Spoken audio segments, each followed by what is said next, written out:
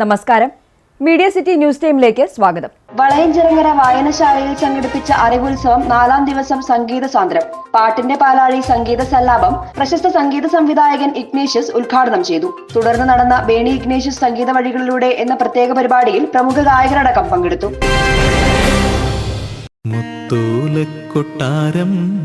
പത്തുപറ പത്തായം നാടു ചുറ്റാൻ 4 മണിത്തേര് ചായുറക്കാൻ ചന്ദന പൂങ്കാറ്റ്.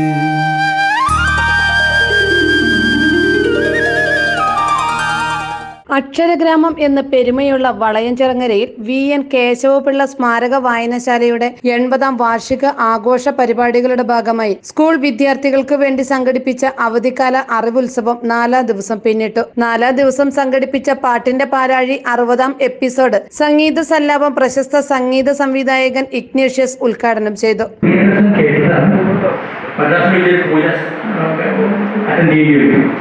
അപ്പോൾ പുള്ളി ഞങ്ങളുടെ ഈ ഓണപ്പാട്ടിലൊക്കെ വേണ്ടി കയറിപ്പോയിട്ടു.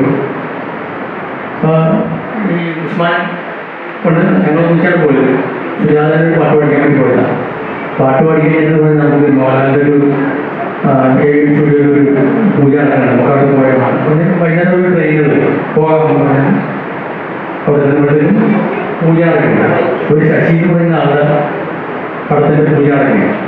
അത് അയാളുടെ നിർമ്മാണം ചെയ്തിട്ട് അത് ഫ്ലോപ്പായി പോയിട്ട് അയാൾക്ക് വേണ്ടി ഒരു ലാഭം കിട്ടട്ടെ നോക്കുന്നത് അത് നഷ്ടം നികത്താൻ വേണ്ടിയിട്ട് മോഹൻലാൽ ഡേറ്റ് കൊടുത്തിട്ട് മോഹൻലാൽ തന്നെ ഈ തുറക്കം കൊടുക്കുന്നത് അവിടെ പൂജ ചെയ്തുകൊണ്ടിരിക്കുന്നത്.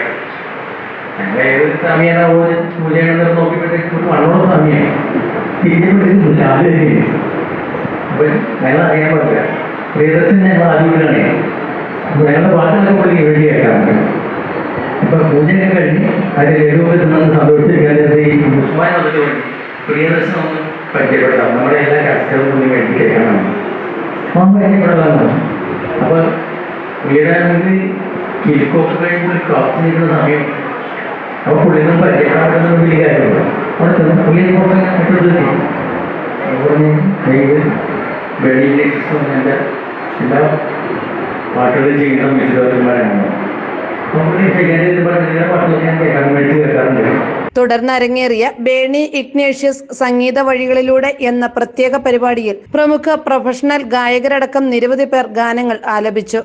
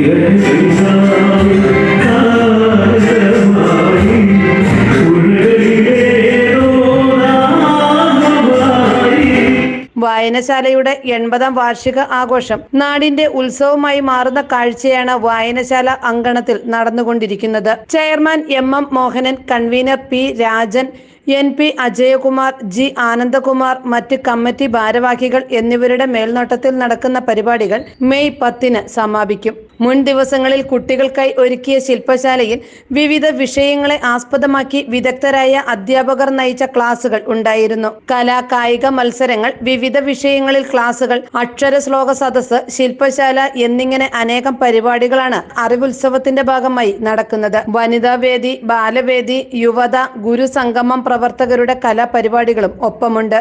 മെയ് 10 വെള്ളിയാഴ്ച ഇടം പ്രഭാഷണ പരമ്പര, റീഡിംഗ് തിയേറ്റർ ഉദ്ഘാടനം, അലോഷി പാടുന്നു, ഗസൽ സന്ധ്യ തുടങ്ങിയ വിവിധ പരിപാടികളോടെ വാർഷിക ആഘോഷങ്ങൾക്ക് സമാപനമാകും.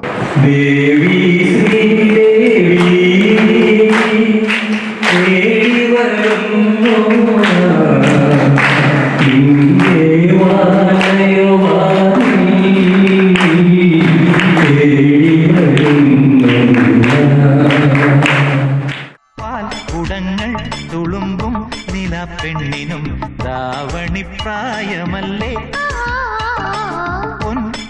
പൂക്കൾ നിനക്കായി കടം തന്നൊരി കാറ്റിനും നാണമില്ലേ? കണ്ണറിയാത്തൊരു മച്ചമില്ലേ? അന്നു ഞാൻ കണ്ടതല്ലേ, ഓർമ്മയില്ലേ? വാൽക്കുടങ്ങൾ തുളുമ്പും നിലപ്പെണ്ണിനും ധാവണിപ്രായമല്ലേ?